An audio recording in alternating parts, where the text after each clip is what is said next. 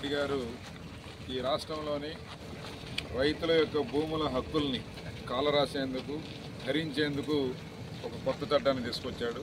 2023 October 31 నుంచి ఈ యొక్క ల్యాండ్ టైటిలింగ్ యాక్ట్ చట్టం అమల్లోకి వస్తూ ఉంది.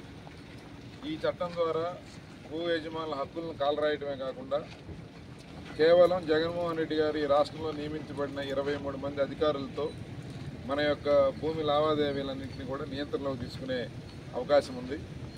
చాలా దారుణమైన చట్టం. ఇప్పటికే ఈ రాష్ట్రంలో ఇసుక దగ్గర నుంచి న్యాచురల్ రిసోర్సెస్ అన్నిటినీ కూడా తన గుప్పెట్లో పెట్టుకొని అధికారాన్ని వ్యాపారం కోసం వాడుకుంటూ liquor mafia, sand mafia, mining mafia, ration బియ్యం మాఫియా, ఈ రకంగా ఎర్రచందనం దగ్గర నుంచి న్యాచురల్గా దొరికే ప్రతి వస్తువు మీద వ్యాపారం చేస్తూ అది సరిపోదన్నట్టు ఈరోజు ప్రజల భూముల మీద కన్నేసి ప్రజల ఆస్తుల్ని హరించేందుకు ఈ రకంగా చట్టాన్ని తీసుకొచ్చాడు. ఇది చాలా దుర్మార్గం. ప్రజలు దీన్ని ఖండిస్తూ ఉన్నారు. అయినా కూడా ఈ ప్రభుత్వానికి బుద్ధి రాలేదు. అందుకే తెలుగుదేశం, జనసేన, బీజేపీ కూటమి ఒకటే హామీ ఇచ్చింది.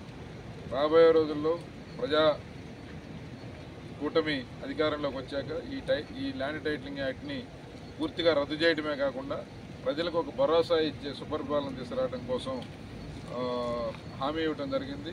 అందుకే ఈ జీవో నెంబర్